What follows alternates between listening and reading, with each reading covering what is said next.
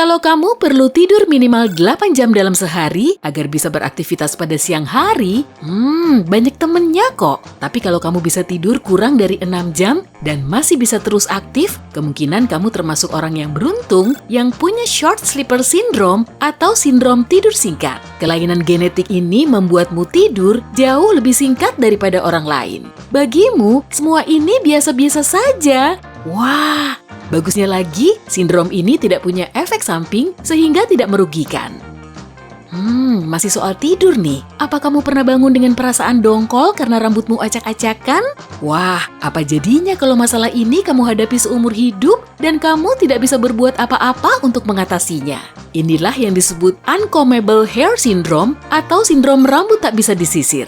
Rambutmu selalu berdiri ke segala arah meski sudah diberi air atau gel rambut. Untungnya, sindrom ini hanya terjadi pada anak-anak dan akan menghilang dengan sendirinya setelah mereka menginjak masa remaja. Tapi, bukan berarti kamu tak perlu menyisir rambutmu di pagi hari loh ya.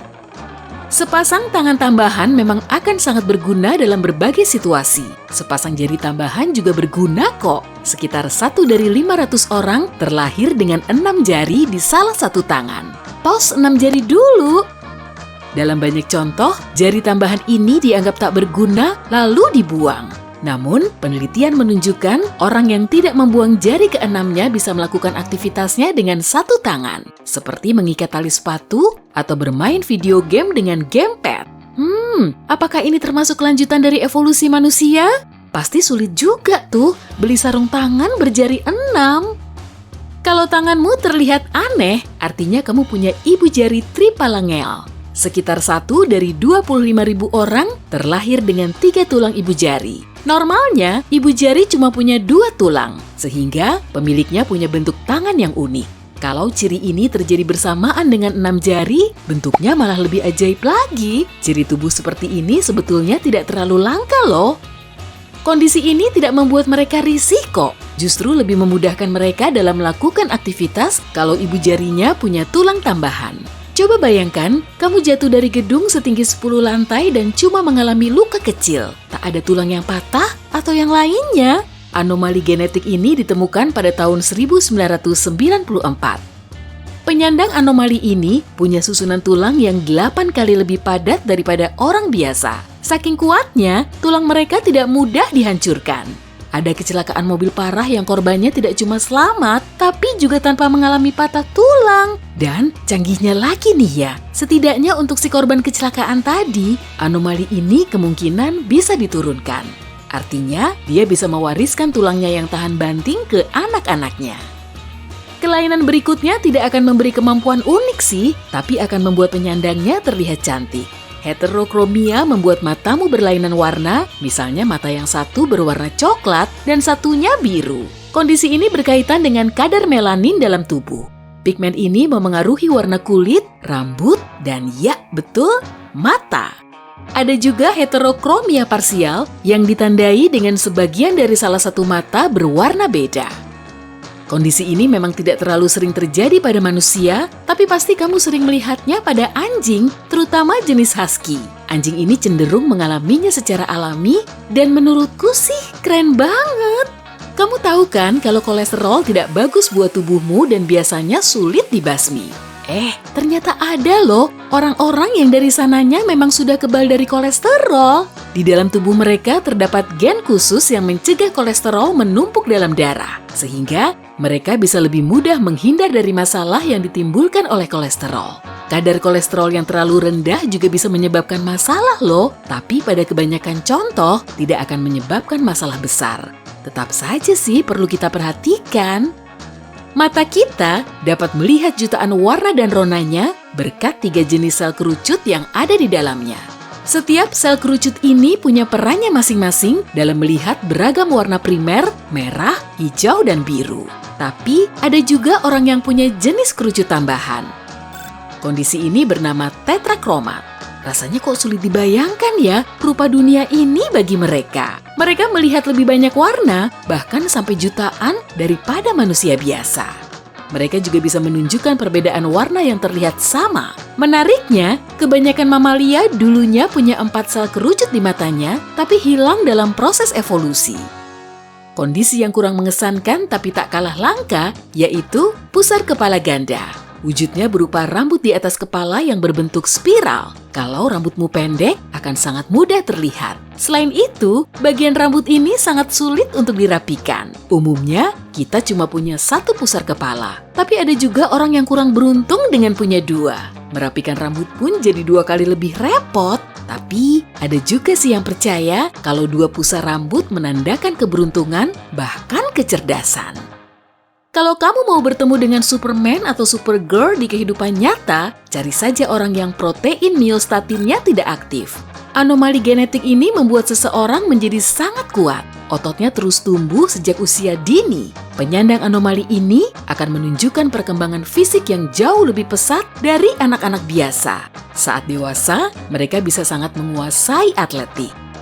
Kondisi ini pertama kali teramati pada sapi. Beberapa ekor sapi menjadi sangat berotot dan tubuhnya minim lemak.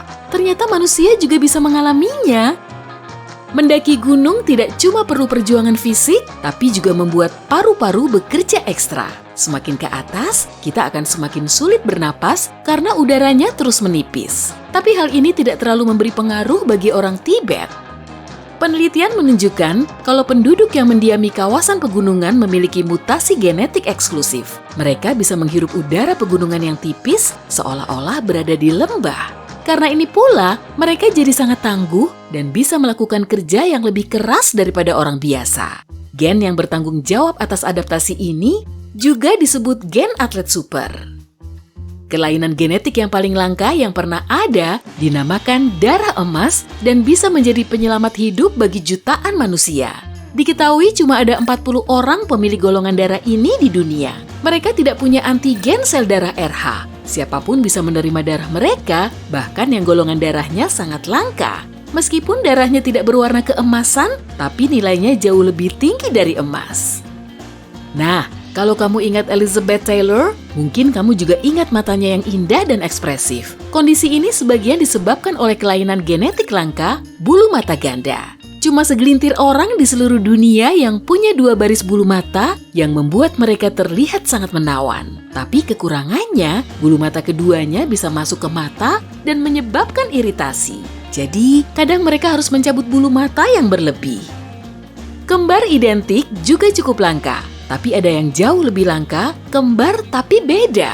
Bahkan saat terlahir dari telur yang sama, anak-anak kembar kadang tidak terlihat mirip.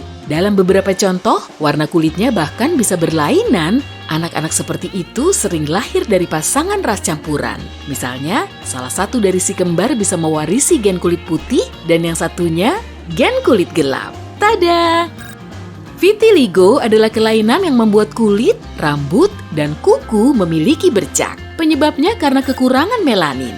Sekitar 2% dari populasi manusia di dunia mengalami gangguan ini. Dan yang mengejutkan, kelainan ini menjadi tren mode saat ini. Ada beberapa model fashion sukses yang menderita vitiligo, dan benar saja mereka terlihat sangat menarik. Sama seperti lesung pipi, dagu terbelah memang terlihat menawan. Kondisi ini termasuk mutasi genetik yang disebabkan oleh tulang atau otot di rahang bawah tidak benar-benar menyatu selama perkembangan bayi di dalam rahim. Kelainan ini bersifat menurun, tapi kalau dagumu terbelah, tidak berarti anak-anakmu juga akan memilikinya. Ada faktor lingkungan yang dapat mencegahnya berkembang. Penyandang vitiligo kan kekurangan sebagian melanin. Nah, kalau penyandang albinisme, lain lagi. Mereka sama sekali tidak punya pigmen ini. Orang yang mengalaminya cuma segelintir dan mereka terlihat sangat mencolok dengan kulit seputih salju, rambut, bulu mata pucat, dan mata biru atau abu-abu pucat.